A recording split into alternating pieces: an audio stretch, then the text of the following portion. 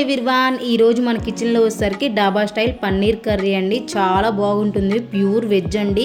Protein చాలా బాగుంటుంది కదండి పన్నీర్లో, హెల్త్కి మంచిది కదా. ఎలా చేస్తానో చూపిస్తాను రండి. ముందుగా నేనైతే 200 గ్రామ్స్ పన్నీర్ తీసుకొని చిన్న చిన్న ముక్కలుగా చేసుకొని పక్కన పెట్టేసుకున్నానండి. ఇంక ఈలోపు ఒక బౌల్ తీసుకొని 1 టీ స్పూన్ కారం, 1 teaspoon salt, 1 teaspoon garam masala వేసి స్పూన్తో అలా కలిపేసానండి. మిక్సింగ్ చేసి అట్లా పెట్టేశాను. మనం ముందే పన్నీర్ ముక్కలు కట్ చేసుకున్నాం కదండి, అవన్నీ వేసేసి చేత్తో కలపకుండా గిన్నెని అలా అలా కలిపితే ఆ మసాలా అనేది పన్నీర్కి బాగా పడుతుంది కదండి.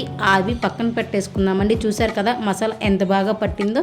ఈలోపు స్టవ్ ఆన్ చేసి గిన్నె పెట్టేసి 2 టేబుల్ స్పూన్ ఆయిల్ వేసి, ఆయిల్ కొంచెం హీట్ అయిన తర్వాత మనం పన్నీర్ మసాలా ముందే ప్రిపరేషన్ చేసుకున్నాం కదండి, ఆ పన్నీర్ అంతా వేసేద్దాం. ఒక 2-3 నిమిషాలు బాగా ఫ్రై చేసుకోవాలి. గోల్డ్ కలర్ వస్తే సరిపోతుందండి. అటు ఇటు మంచిగా ఫ్రై చేసుకోవాలి. అట్లా తిప్పేస్తే సరిపోతుందండి. ఊకనే కుక్ అయిపోతాలేండి పన్నీర్, అంతే కదా. పన్నీర్ చాలా స్మూత్గా మెత్తగా ఉంటుంది కాబట్టి ప్రోటీన్ చాలా మంచిదండి. ప్యూర్ వెజ్ కాబట్టి ప్రోటీన్ కూడా చాలా బాగుంటుంది, హెల్త్కి మంచిది కదా. ఇంకా ఫ్రై అయిన తర్వాత పక్కన పెట్టేసుకొని అదే గిన్నెలో కొంచెం ఆయిల్ వేసుకొని 1 కప్పు ఆనియన్స్, 1 కప్పు టమాటాలు బాగా ఫ్రై చేసుకోవాలండి. ఇట్లా అదే ఆయిల్లో ఫ్రై చేసుకుంటే టేస్ట్ బాగుంటుందండి. మసాలా ఫ్లేవరు, ఉప్పు కారం వేసాం కదా, అదిరిపోతుంది. ఇంకా స్టవ్ ఆఫ్ చేసే ముందు నేనైతే 1/2 కప్పు జీడిపప్పు, 1/2 కప్పు బాదం పప్పు వేసి బాగా ఫ్రై చేశానండి. డాబా స్టైల్ అంటే ఆ మాత్రం టేస్ట్ ఉండాలి కదండి. ఇంక కొంచెం చల్లారిన తర్వాత మిక్సీ పట్టుకున్నానండి. అవన్నీ వేసేసి జీడిపప్పు బాదం పప్పు వేసాం కాబట్టి కొంచెం మెత్తగా గట్టిగా పట్టుకోవాలండి అవి. ఇంకా అది పక్కన పెట్టేసి స్టవ్ ఆన్ చేసి గిన్నె పెట్టేసి 2 టేబుల్ స్పూన్ ఆయిల్ వేసి నేనైతే ఒక ఆనియన్ తీసుకొని కట్ చేసుకున్నానండి చిన్న చిన్నగా. 2-3 పచ్చిమిరకాయలు కూడా చిన్నగా కట్ చేసుకుంటే టేస్ట్ బాగుంటుంది తినేటప్పుడు. 1 టీ స్పూన్ అల్లం పేస్ట్ వేసుకోండి. అప్పటికప్పుడు పట్టుకుని వేసుకుంటే టేస్ట్ చాలా బాగుంటుందండి. ఎవరైనా అలానే చేస్తారులే, బట్ అట్లా పట్టుకుంటే చాలా టేస్ట్ ఉంటుందండి, అదిరిపోతుంది.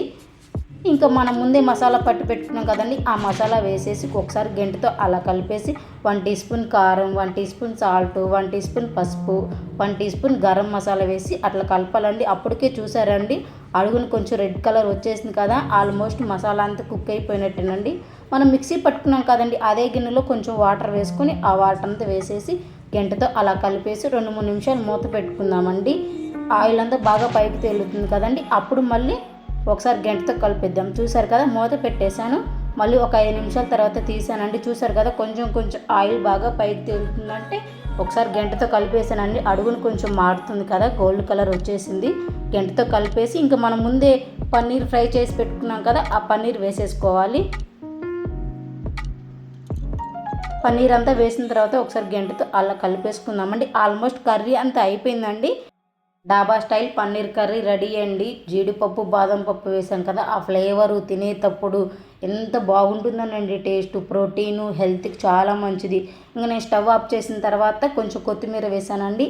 చూసారా ఎంత థిక్కుగా ఎంత బాగా వచ్చిందో, గోల్డ్ కలర్ వచ్చేసిందండి పన్నీర్ కర్రీ. సూపర్ టేస్ట్ ఉంటుందండి, అద్దిరిపోతుంది. మీరు తప్పకుండా ఒకసారి ఇలా ట్రై చేయండి, టేస్ట్ మాత్రం అద్దిరిపోతుంది. ఈ కర్రీ బగారా రైస్లోకైనా బాగుంటుంది, ఇంకా రోటీలోకి అయితేనా సూపర్ అంటే సూపర్ కాంబినేషన్, అదిరిపోతుంది కదా. డాబా స్టైల్ పన్నీర్ కర్రీ రోటీ అంటే సూపర్ ఉంటుంది.